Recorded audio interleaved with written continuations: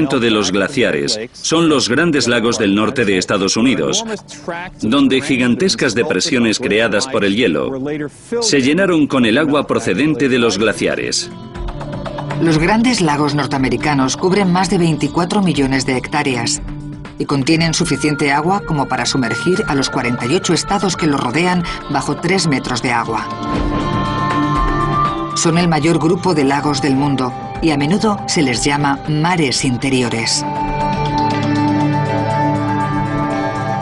Emergieron al final de la última glaciación, cuando se retiraron varias capas de hielo de gran tamaño.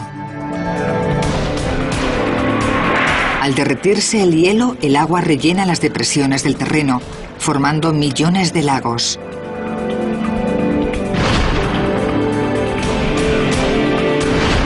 Este es el más peculiar, el Gran Lago Salado de Utah. Ahora es solo un remanente de uno mucho más grande. El lago Bonneville cubría 5 millones de hectáreas y el Gran Lago Salado ocupa su lecho. El antiguo lago existió hace entre 30 y 15.000 años. La profesora Marjorie Chan de la Universidad de Utah está sobre lo que era la orilla del lago Bonneville. Lleva 6 años estudiándolo.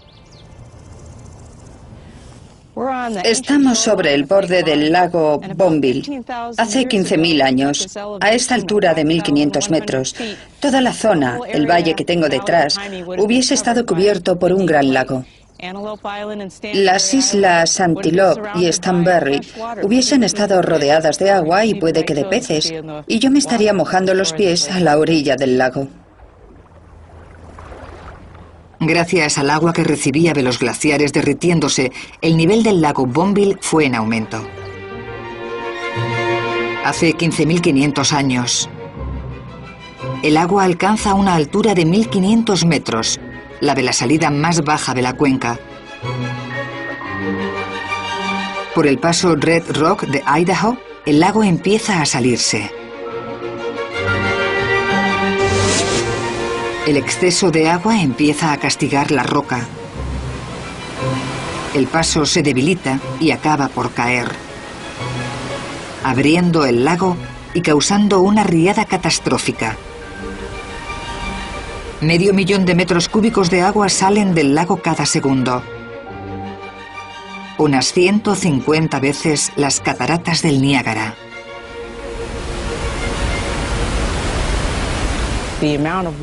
La cantidad de agua que caía era el equivalente a más del agua que lleva el Amazonas. Simplemente increíble. A esto le llamamos la gran inundación.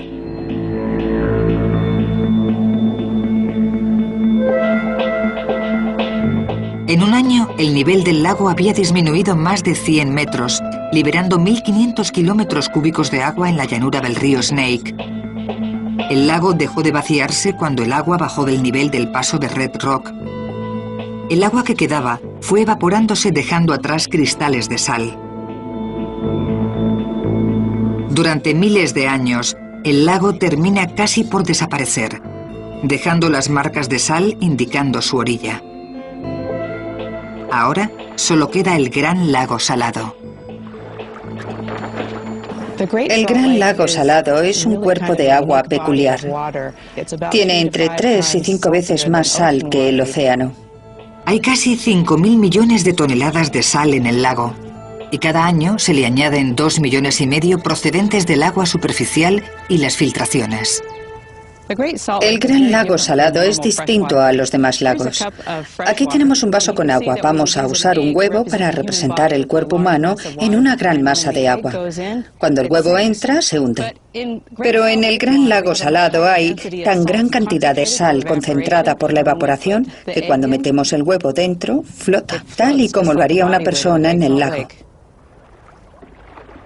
Debido a esa inusual concentración de sal, es fácil flotar en el lago, especialmente en la zona norte, Gunnison Bay, más salada. Lo llaman el Mar Muerto de América, pero el Gran Lago Salado es de todo menos muerto. En él viven millones de aves acuáticas que se alimentan de los moluscos del lago.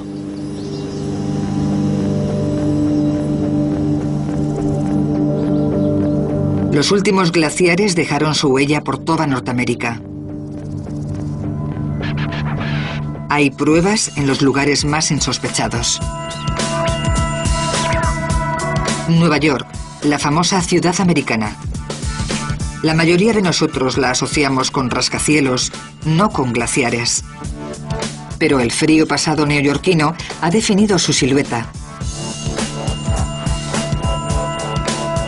Hace 20.000 años, Manhattan y el Bronx estaban cubiertas de hielo.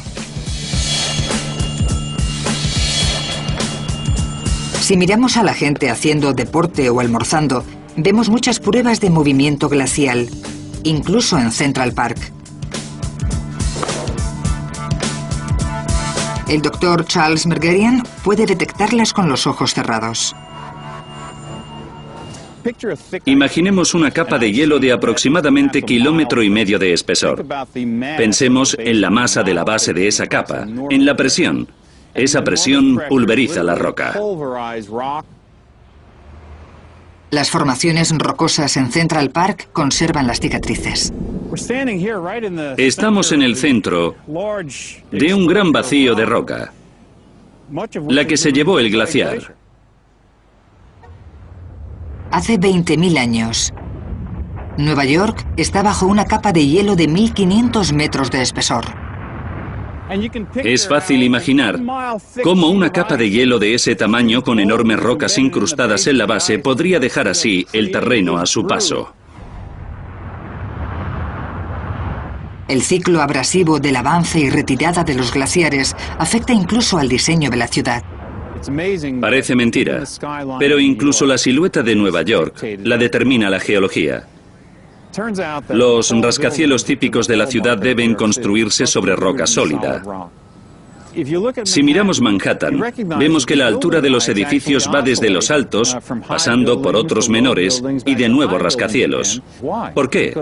Porque ahí hay un gran valle cavado por el hielo glacial y rellenado por sedimentos glaciales. Sobre sedimentos no se pueden construir rascacielos. Por eso, las alturas de los rascacielos también nos muestran cómo es Nueva York geológicamente. El periodo glacial en Norteamérica terminó hace 8.000 años. Ha marcado la costa del continente y dado los últimos retoques al paisaje. La glaciación ha marcado las ciudades y creado los grandes lagos, llanuras y montañas. El continente que hoy conocemos ya está aquí.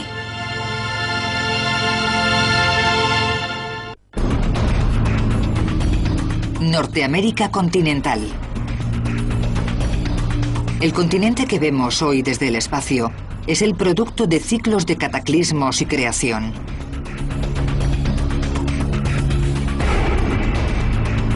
Durante millones de años, el aspecto de Norteamérica ha cambiado dramáticamente, igual que nuestros rasgos cambian con el tiempo.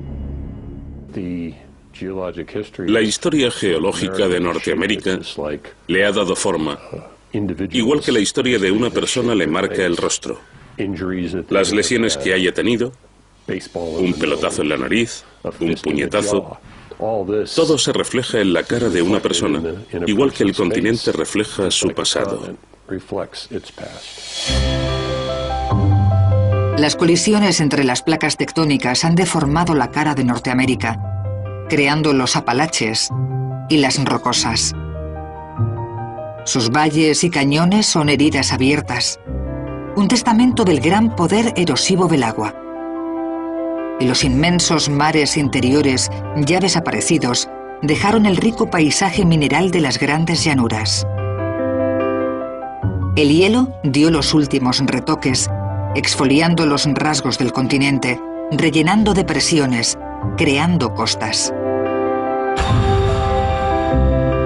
Norteamérica, como todos los continentes, es el producto de la naturaleza dinámica de nuestro planeta. Una historia que sigue evolucionando. En el futuro, los movimientos de placas partirán el continente, como han hecho una y otra vez en el pasado. Está ocurriendo ahora, bajo nuestros pies.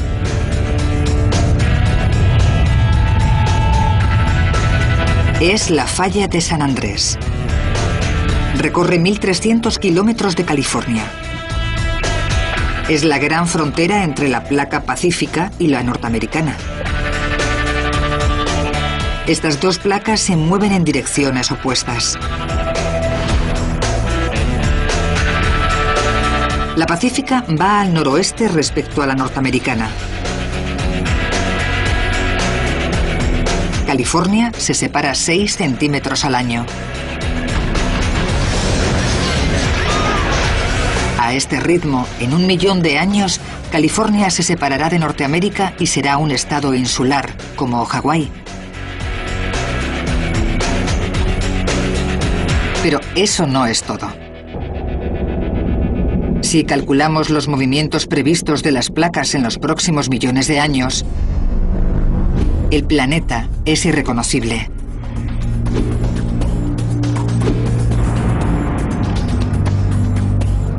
En 50 millones de años el Atlántico se habrá ensanchado, alejando Nueva York de África, moviendo el continente sobre el punto caliente de Yellowstone. Ahora el supervolcán estaría bajo Minnesota. En 100 millones de años, el valle de Napa en California y la bahía de San Francisco serán montañas de Alaska. El Atlántico se seguirá ensanchando. Se formará una zona de subducción en la costa oeste. Esta zona consumirá el Atlántico y enviará a Norteamérica a colisionar contra Europa y África.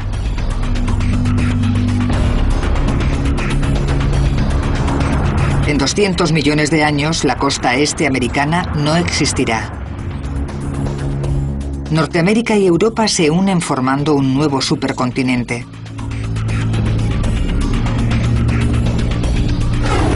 Nueva York estará en una zona montañosa, de nuevo en el centro de un continente, como hace 500 millones de años.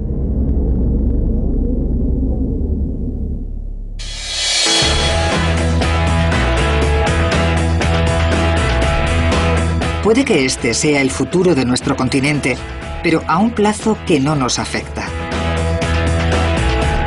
En cambio, hay otros cambios de los que seremos testigos.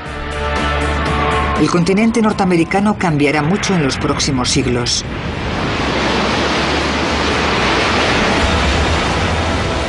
Florida estará bajo el agua. La Gran Manzana será una Atlántida moderna.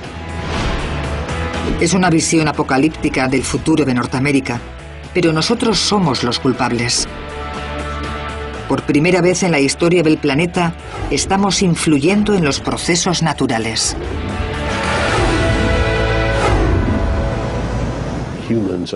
Los humanos somos agentes geológicos muy poderosos. Solo hay que ver las plantaciones extensivas, la expansión de las ciudades. Cambiamos mucho los paisajes.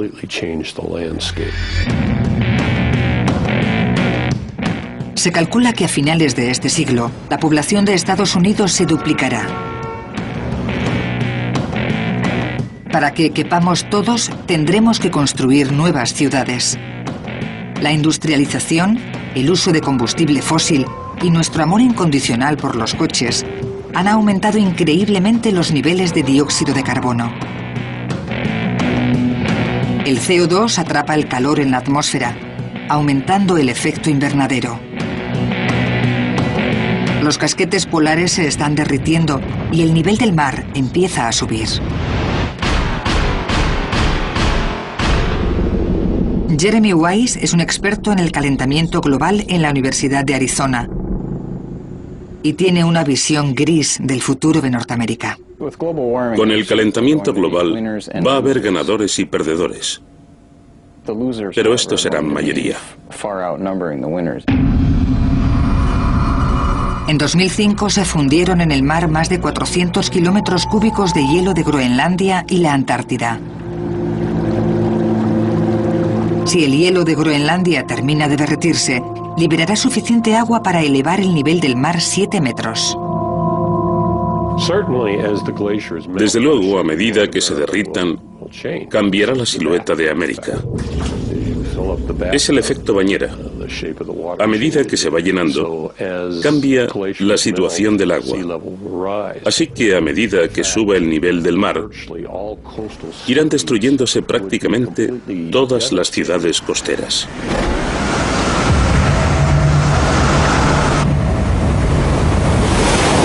El aumento del nivel del mar por culpa del cambio climático encogerá Norteamérica.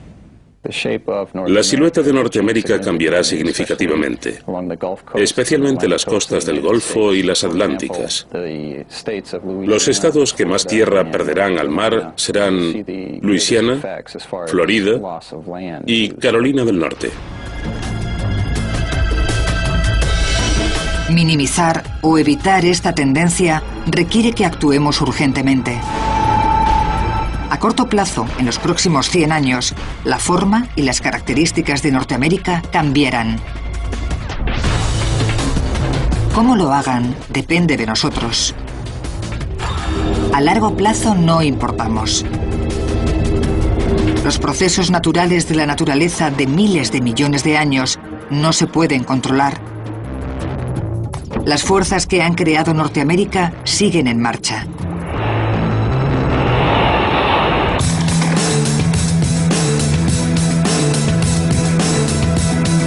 No seguiremos aquí para ver los resultados de sus cambios, pero puede que las generaciones futuras descubran pruebas de lo que ocurrió en nuestro tiempo, del mismo modo que nosotros hemos descubierto la historia de Norteamérica.